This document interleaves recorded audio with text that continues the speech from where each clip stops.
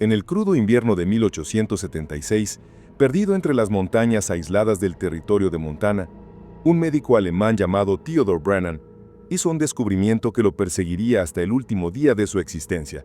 En el interior de una cabaña remota, situada a 23 millas del asentamiento más cercano, encontró registros médicos que documentaban 5 generaciones de endogamia deliberada dentro de una sola familia irlandesa. Pero eso no era lo más escalofriante. Ocultos bajo las tablas del suelo, envueltos en tela encerada, yacían los restos preservados de 7 bebés, todos portando deformidades idénticas que los marcaban como indignos de vivir, según sus propios padres.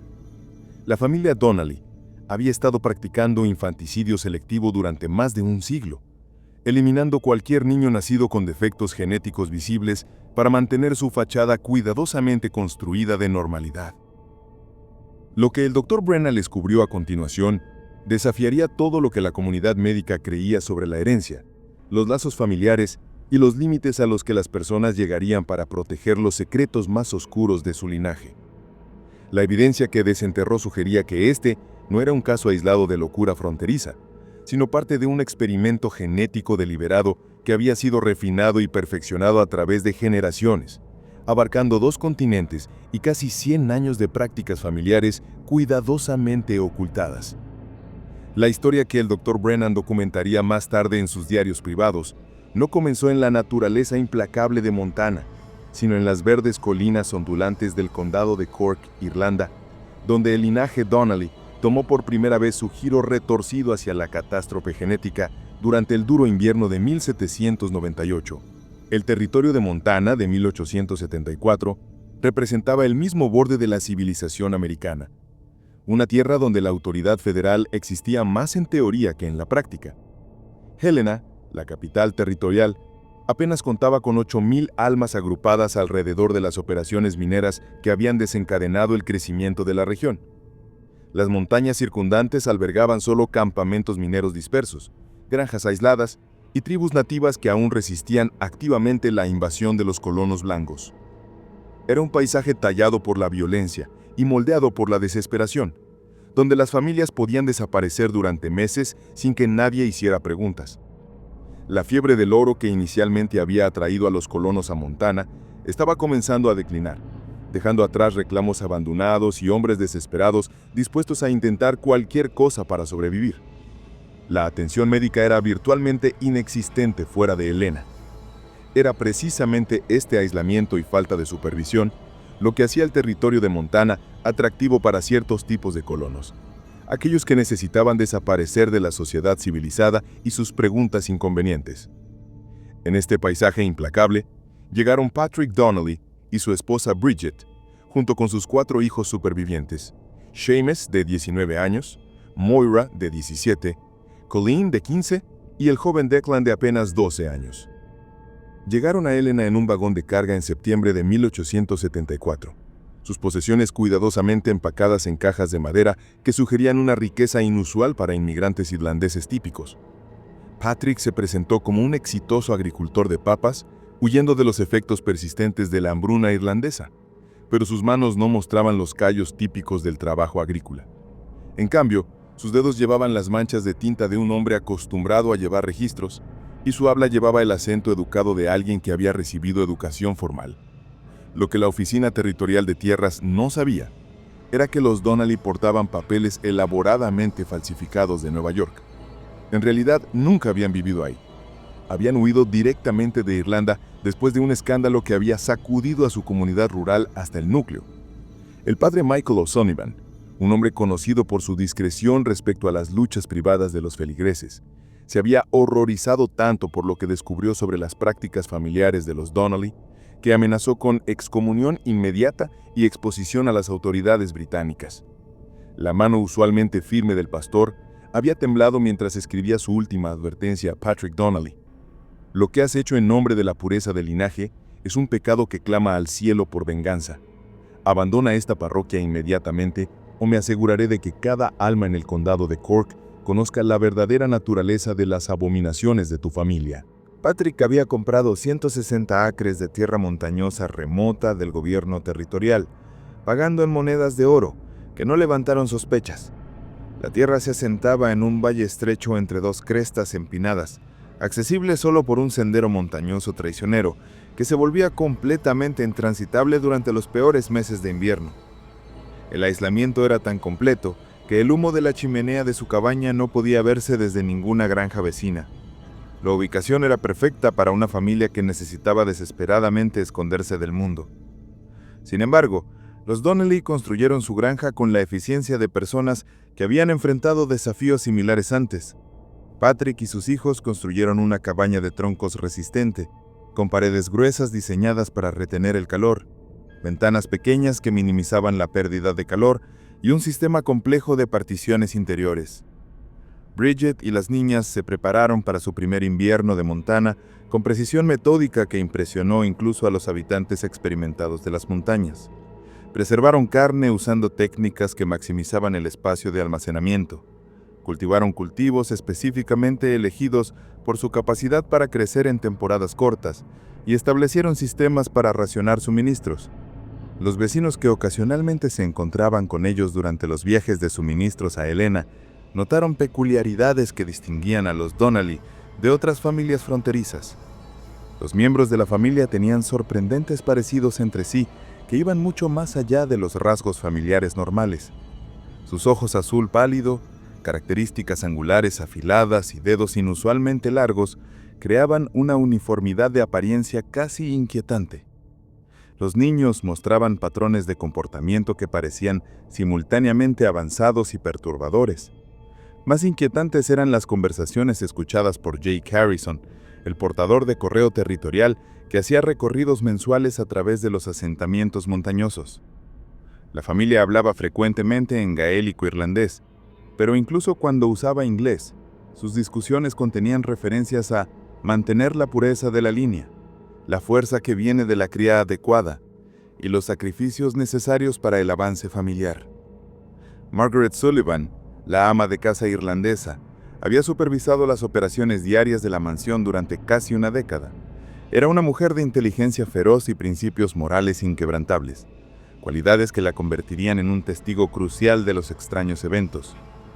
Thomas Brennan, el jardinero escocés, había llegado a América en 1868. Su conocimiento íntimo de cada pulgada de la propiedad revelaría señales perturbadoras de que alguien había estado usando la propiedad para propósitos mucho más oscuros. La primera señal de que algo estaba profundamente mal con la familia Donnelly emergió en marzo de 1875, cuando el deshielo primaveral finalmente abrió los pasos montañosos después de 6 meses de aislamiento completo. Jake Harrison, haciendo su primer recorrido de correo desde el octubre anterior, llegó a su cabaña para entregar correspondencia gubernamental e inmediatamente sintió que algo terrible había ocurrido durante los largos meses de invierno. La cabaña misma mostraba signos de alteraciones recientes. Nuevas tablas cubrían lo que parecían ser agujeros en las paredes. Relleno fresco llenaba espacios que sugerían violencia o lucha, y el área alrededor del edificio llevaba evidencia de excavación significativa. Más perturbador era el olor que permeaba toda la granja, un aroma enfermizamente dulce que Harrison reconoció como el aroma persistente de muerte y descomposición. Bridget Donnelly lo recibió en la puerta, su apariencia tan dramáticamente cambiada que Harrison inicialmente no la reconoció. La mujer que había llegado a Montana solo 6 meses antes, ahora se veía emaciada y de ojos hundidos, sus manos temblando con ansiedad crónica. El invierno fue difícil, logró susurrar, mirando nerviosamente hacia el interior de la cabaña. Tuvimos complicaciones. Harrison encontró a la familia en medio de lo que parecía ser un parto difícil, con Bridget en trabajo de parto activo, atendida solo por su hija adolescente Moira.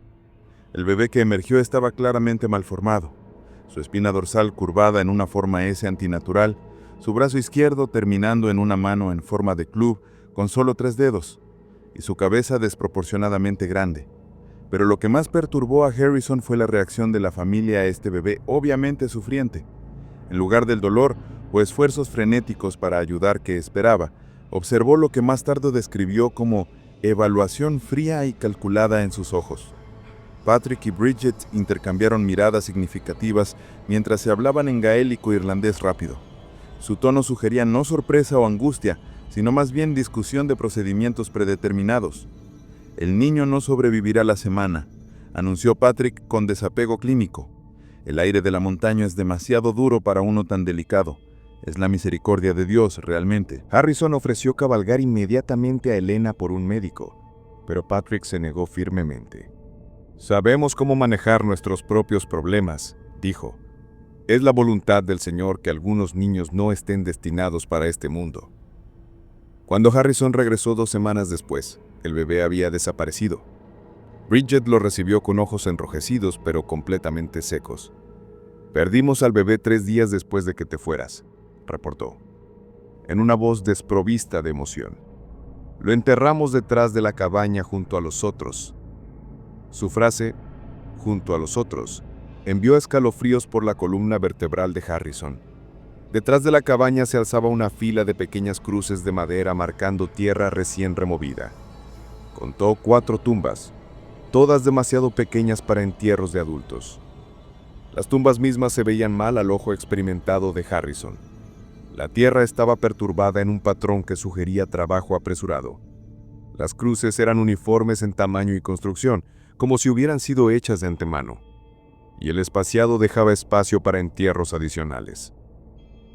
Ese verano, mientras Harrison continuaba sus recorridos mensuales, comenzó a prestar atención cuidadosa a la dinámica familiar de los Donnelly. Los niños se movían con la precisión cuidadosa de personas que sabían que los errores llevaban consecuencias severas. Moira y Colleen, a pesar de tener solo 17 y 15 años, se comportaban con el conocimiento y la fatiga de mujeres mucho más mayoras. Manejaban tareas domésticas con eficiencia que iba más allá de la competencia adolescente normal, pero sus ojos tenían una calidad atormentada. Seamus, el hijo mayor a los 19 años, había desarrollado un tartamudeo pronunciado que parecía empeorar cada vez que su padre estaba presente. Se encogía ante movimientos repentinos y evitaba el contacto visual. El joven Declan parecía el más normal de los niños, pero Harrison lo atrapó una vez mirando el pequeño cementerio con una expresión de terror más que tristeza. Cuando se le preguntó sobre sus hermanos fallecidos, el niño había respondido: «A veces los bebés no están bien, y padre dice que Dios no quiere que sufran. Pero a veces pienso que tal vez Dios no decidió». Más perturbadoras eran las conversaciones que Harrison a veces escuchaba cuando se acercaba silenciosamente a la cabaña. La familia hablaba frecuentemente sobre mantener la línea pura, mantener la fuerza de la sangre y los sacrificios que nuestros ancestros hicieron. Había referencias a los otros en casa, lo que pasó a los débiles, y más escalofriante, discusiones sobre cuáles niños muestran las señales y cómo manejar a los imperfectos. Estas conversaciones pintaron una imagen de una familia operando según creencias y prácticas que precedían su llegada a Montana por muchos años, posiblemente generaciones. El Dr. Theodore Brennan había llegado a Helena en octubre de 1875, llegando consigo textos médicos y conocimiento que representaba la vanguardia de la ciencia hereditaria. Graduado de la Universidad de Viena con entrenamiento adicional en Berlín y Edimburgo, había estudiado bajo médicos que apenas comenzaban a entender los mecanismos de la herencia genética. Brennan había venido al territorio de Montana para escapar de un escándalo profesional en Europa. Su investigación sobre rasgos hereditarios lo había llevado a conclusiones que sus colegas encontraban perturbadoras. Durante el invierno de 1875-1876, Brennan recibió su primera pista cuando Jake Harrison llegó a su oficina describiendo fenómenos que desafiaban su experiencia en el desierto de Montana. «Doctor», dijo Harrison, «he estado llevando correo a través de estas montañas durante 8 años. Lo que estoy oyendo de esa cabaña en pleno invierno no es normal. Hay llanto que continúa durante horas, luego se detiene tan repentinamente como si alguien hubiera tirado un interruptor». Los instintos médicos de Brennan se despertaron inmediatamente, pero el clima invernal hizo absolutamente imposible cualquier viaje a la granja Donnelly. En lugar de intentar un viaje peligroso, comenzó a investigar registros de inmigración irlandesa y archivos territoriales. Los Donnelly habían afirmado ser del County Cork, Irlanda, pero la verificación cruzada reveló inconsistencias que sugerían falsificación elaborada. Los parientes listados no podían ser verificados. Las locaciones de granja no coincidían con registros existentes. Más perturbadores fueron los reportes enterrados en archivos de inmigración de Nueva York. Una familia llamada Donnelly había sido marcada por inspectores médicos por características físicas preocupantes entre los niños, que sugerían posibles anormalidades genéticas. Mientras Brennan profundizaba en los registros, descubrió referencias a familias irlandesas llamadas Donnelly en otras comunidades americanas. Una familia en Pensilvania había atraído atención por tasas de mortalidad infantil inusualmente altas. Otra en Ohio había sido investigada por posible negligencia infantil. El patrón sugería que los Donnelly de Montana eran parte de una red más grande de familias relacionadas que compartían prácticas similares. Cuando el deshielo primaveral de 1876 finalmente abrió los senderos montañosos, el Dr. Brennan tomó la decisión de visitar la granja Donnelly personalmente. El viaje requirió un día completo de viaje difícil a través de terreno deliberadamente elegido por su inaccesibilidad. El aislamiento era tan completo que Brennan no encontró otros viajeros. No había señales de otras granjas. La cabaña parecía engañosamente normal desde afuera, bien construida, bien mantenida, con señales de agricultura cuidadosa. Pero el ojo entrenado de Brennan inmediatamente notó detalles preocupantes. El cementerio familiar contenía demasiadas tumbas para una familia que afirmaba haber perdido solo bebés ocasionales. Brennan contó 11 cruces de madera, todas marcando parcelas demasiado pequeñas para entierros de adultos, todas talladas con fechas que mostraban muertes a intervalos sospechosamente regulares. Patrick Donnelly lo recibió en la puerta con una mezcla de hospitalidad fronteriza y cansancio apenas oculto. El patriarca familiar había envejecido dramáticamente. Su cabello se había vuelto completamente blanco a pesar de su edad aparente de 45 años. «No necesitamos un doctor aquí», dijo Patrick con firmeza forzada. «Siempre hemos manejado nuestros propios problemas, tal como nuestras familias lo hicieron en el viejo país». Bridget apareció detrás de su esposo y Brennan se impactó por el grado de su deterioro físico. La mujer ahora se veía demacrada y de ojos hundidos, su marco tan delgado que su ropa colgaba como cortina sobre huesos sobresalientes. Moira, ahora de 18 años, estaba claramente embarazada otra vez, su condición lo suficientemente avanzada para sugerir concepción durante los meses de invierno aislados cuando ningún forastero podría haber estado presente. Colleen, ahora de 16, mostró signos de desarrollo físico prematuro, que parecía acelerado más allá de su edad cronológica. Más perturbador era el joven Declan, quien había desarrollado anormalidades físicas pronunciadas. Las características faciales del niño mostraron asimetría clara, con un lado apareciendo normalmente desarrollado, mientras que el otro mostró signos de malformación. Durante su breve visita inicial, Brennan observó dinámicas familiares que desafiaban las convenciones sociales normales. Los niños deferían a sus padres con una combinación de miedo y resignación que indicaban consecuencias severas por desobediencia. Mientras Brennan se preparaba para irse, Patrick lo llevó aparte con una urgencia que bordeaba la desesperación. «Doctor», susurró Patrick, «si fuera a decirle que a veces Dios prueba a las familias de maneras que requieren elecciones terribles, ¿entendería lo que quiero decir? Nuestro linaje lleva gran fuerza, pero también lleva complicaciones. Hemos aprendido a manejar estas complicaciones a través de métodos que nuestros padres y abuelos desarrollaron durante muchas generaciones». Las implicaciones de la confesión cuidadosamente redactada de Patrick enviaron escalofríos a través de la compostura profesional de Brennan.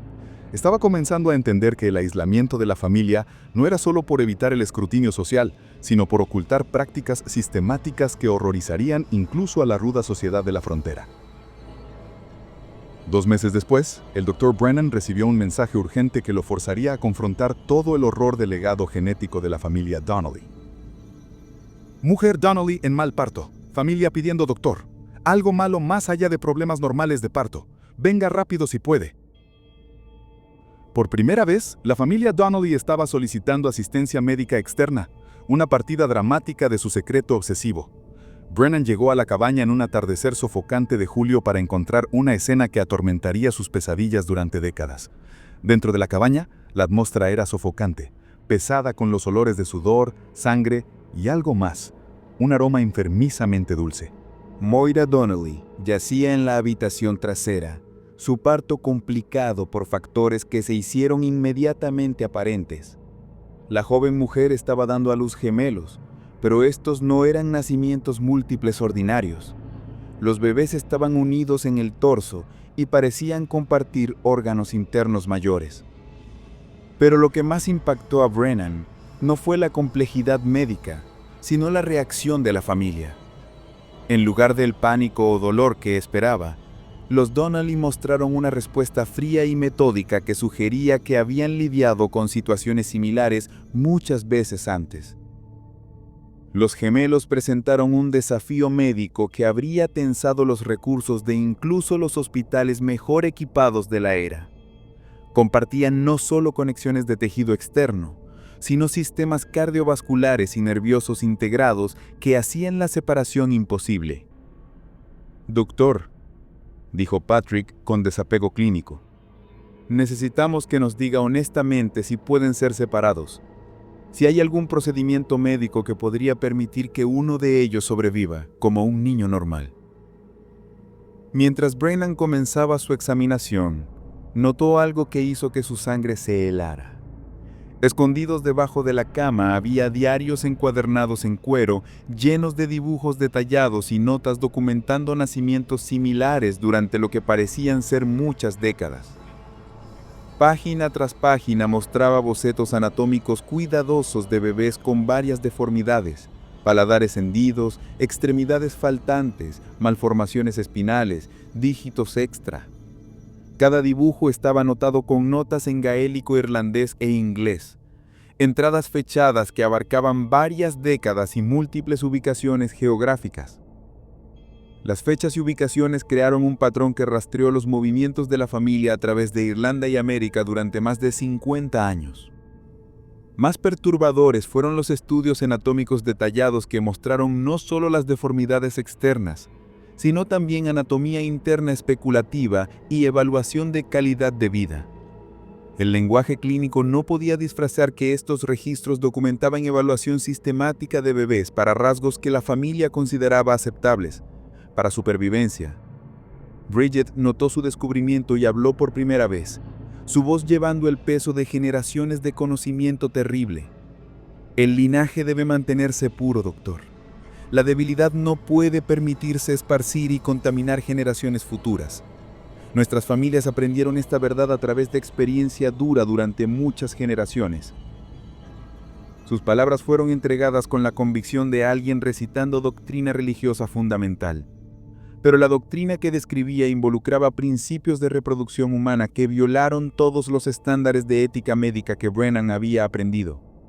La familia Donnelly no solo estaba practicando infanticidio, estaban conduciendo experimentación genética sistemática en sus propios hijos, usando principios de reproducción selectiva que trataban a los seres humanos como ganado. Los diarios contenían gráficos genealógicos que rastrearon el linaje Donnelly a través de múltiples generaciones, mostrando patrones de matrimonio entre miembros de la familia estrechamente relacionados que explicaron la alta frecuencia de anormalidades genéticas. Los gráficos revelaron que Patrick y Bridget no eran solo esposo y esposa, también eran primos hermanos, continuando un patrón de endogamia deliberada que se extendió hasta 5 generaciones. La documentación genealógica mostraba que la práctica había comenzado en Irlanda durante los principios de 1800, cuando el bisabuelo de Patrick se había convencido de que el pueblo irlandés podía ser mejorado a través de reproducción selectiva similar a las técnicas agrícolas usadas para desarrollar ganado superior. La familia había justificado su endogamia sistemática a través de una interpretación retorcida de genealogías bíblicas y teorías pseudocientíficas sobre superioridad racial. Se habían convencido de que eliminar descendencia defectuosa no era asesinato, más bien una forma de administración genética que eventualmente produciría seres humanos superiores. Durante 4 generaciones el método parecía funcionar. La familia produjo niños de inteligencia y belleza excepcionales. Pero el costo había sido terrible. Tantos niños nacidos mal. Tantos que tuvieron que ser eliminados. Mientras el Dr. Brennan estudió los diarios a través de la noche, el verdadero alcance de la manipulación genética de la familia se volvió aterradoramente claro. Los registros documentaron no solo 5 generaciones de reproducción selectiva e infanticidio sistemático, sino un programa comprensivo de experimentación humana practicado con precisión científica durante más de un siglo. Las entradas más antiguas describieron cómo el patriarca Donnelly original había comenzado la práctica después de consultar con hombres eruditos que entendían la ciencia de los linajes. Fergus se había convencido de que los mismos principios usados para desarrollar razas superiores de ganado podían aplicarse a la reproducción humana para crear un linaje irlandés perfeccionado. Sus experimentos iniciales involucraron arreglar matrimonios entre sus propios hijos y sus primos hermanos. Los primeros resultados habían parecido apoyar las teorías de Fergus. La primera generación mostró inteligencia inusual y belleza física impactante. Pero incluso en la primera generación, había habido nacimientos de bebés severamente deformados que fueron discretamente eliminados. Mientras las generaciones progresaron, la experimentación genética se volvió cada vez más sistemática. Cada patriarca subsecuente había refinado el programa de reproducción, introduciendo nuevos criterios de selección. Los diarios contenían discusiones detalladas de rasgos considerados deseables: ojos azul pálido, características faciales angulares, altura inusual, aptitud matemática, y rasgos que garantizaban eliminación inmediata, deformidades físicas visibles, retraso mental. La generación de Patrick representó la culminación de este proceso. Él y Bridget no eran solo primos hermanos, sino los productos de 4 generaciones previas de endogamia deliberada. El protocolo había logrado sus resultados pretendidos en algunos aspectos. Los miembros supervivientes mostraron inteligencia notable y uniformidad física impactante, pero el costo genético había sido catastrófico. Mi bisabuelo creía que estaba creando una raza superior, confesó Patrick mientras Brennan lo confrontó con la evidencia. Estudió los métodos de reproducción usados por los mejores criadores de caballos y ganado en Irlanda. Creía que el pueblo irlandés había sido degradado por siglos de pobreza y opresión. Durante 4 generaciones el método parecía funcionar. Nuestra familia produjo niños de inteligencia y belleza excepcionales, pero el costo ha sido terrible. Tantos niños nacidos mal. La realidad genética que Brennan entendió pintó una imagen muy diferente. El linaje Donnelly no había sido purificado y mejorado. Había sido sistemáticamente destruido a través de la acumulación de rasgos genéticos recesivos que produjeron anormalidades cada vez más severas. Los niños que sobrevivieron llevaban daño genético oculto que inevitablemente sería expresado en su propia descendencia, creando una espiral descendente de deterioro genético que solo podía terminar en la extinción completa de la línea familiar. Los gemelos unidos luchando por respirar representaron el fracaso final del experimento genético Donnelly. 5 generaciones de endogamia deliberada no habían creado seres humanos superiores.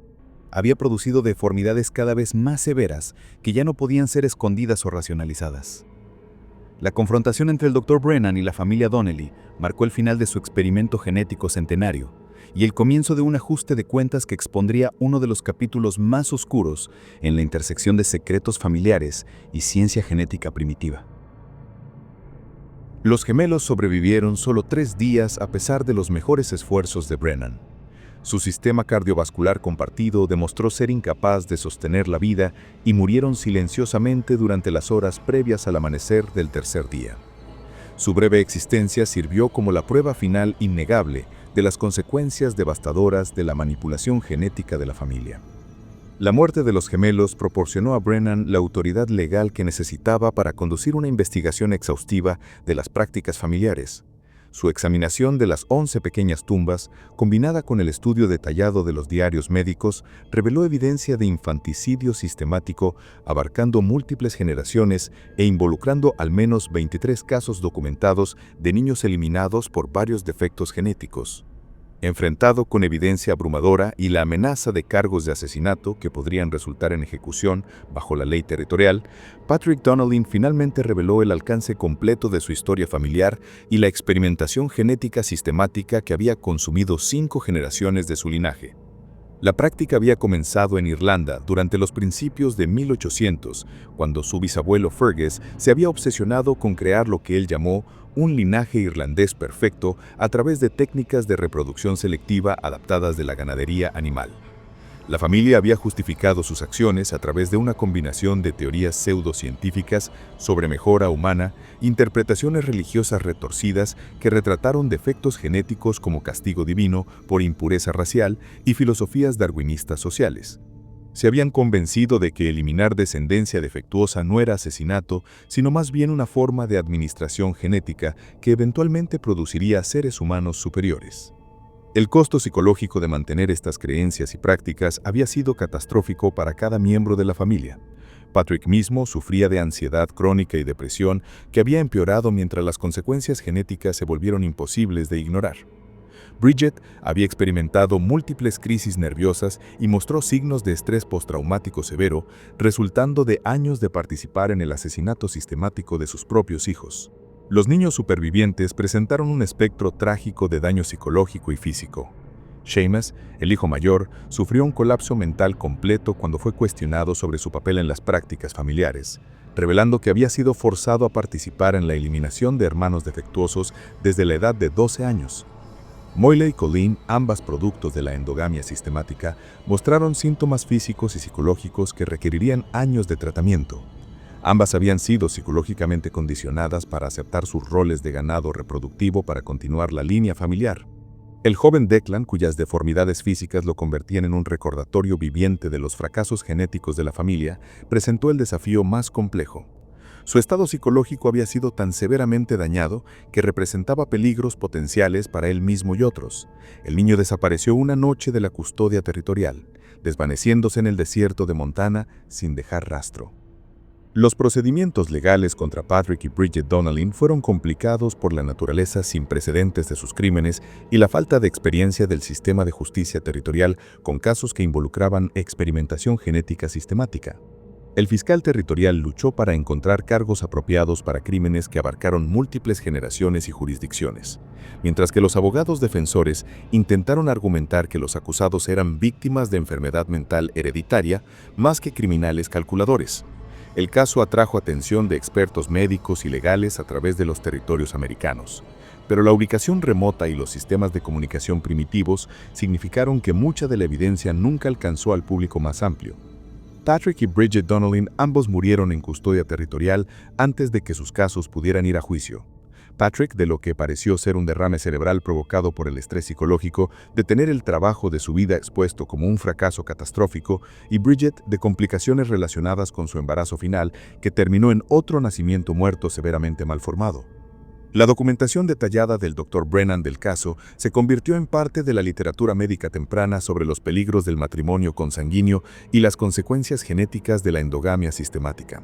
Sus reportes proporcionaron algo de la primera evidencia sistemática de la relación entre el matrimonio familiar cercano y tasas aumentadas de anormalidades genéticas. Sin embargo, nunca publicó los detalles completos de lo que había descubierto, incluyendo el infanticidio sistemático y abuso psicológico que había caracterizado las prácticas familiares. Los diarios privados de Brennan, descubiertos después de su muerte en 1923, revelaron su lucha de toda la vida por entender cómo los seres humanos podían eliminar sistemáticamente a sus propios hijos en la búsqueda de perfección genética que existía solo en su propia imaginación retorcida. Sus notas describían pesadillas recurrentes sobre los gemelos unidos y culpa persistente sobre su incapacidad para salvar a los niños que habían sido asesinados antes de que su intervención pudiera protegerlos. La granja Donnelly fue abandonada después del arresto de la familia y la propiedad montañoso revirtió a la propiedad territorial. Los residentes locales evitaron el área, en parte debido a preocupaciones prácticas sobre las condiciones invernales duras, pero también debido a la conciencia creciente de los horrores que habían tenido lugar allí. El pequeño cementerio detrás de la cabaña, con sus 11 tumbas documentadas y evidencia de sitios de entierro adicionales sin marcar, sirvió como recordatorio permanente del fracaso final del primer experimento sistemático de la humanidad en eugenesia genética. Las filas ordenadas de cruces marcando las tumbas de bebés asesinados se alzaron como testimonio de la bancarrota moral de teorías que valoraron la pureza genética sobre la decencia humana básica y el amor parental. En las décadas siguientes a la exposición de las prácticas de la familia Donnelly, casos similares comenzaron a emerger en otras comunidades americanas aisladas, sugiriendo que la familia de Montana no había sido única en su experimentación con técnicas de reproducción humana. El cuerpo creciente de evidencia sobre las consecuencias genéticas y psicológicas de la endogamia sistemática contribuyó a cambiar actitudes sobre leyes de matrimonio, protección infantil y la necesidad de supervisión gubernamental de comunidades aisladas. El legado del experimento genético de la familia Donnelly se extendió mucho más allá de su propia historia trágica. Su caso proporcionó evidencia temprana para teorías genéticas que más tarde se convertirían en fundamentales para el entendimiento moderno de la herencia, mientras que sus prácticas sistemáticas de infanticidio contribuyeron a evolucionar estándares legales y éticos para protección infantil. Este misterio nos muestra cómo la búsqueda de perfección genética puede llevar a horrores impensables cuando se combina con aislamiento, desesperación y un mal entendimiento fundamental del valor humano y principio científico. El experimento centenario de la familia Donnelly en reproducción selectiva representa uno de los capítulos más oscuros en la intersección de secretos familiares, ciencia genética primitiva y la tolerancia de la frontera americana para comunidades que operaron más allá de los límites de estándares morales civilizados.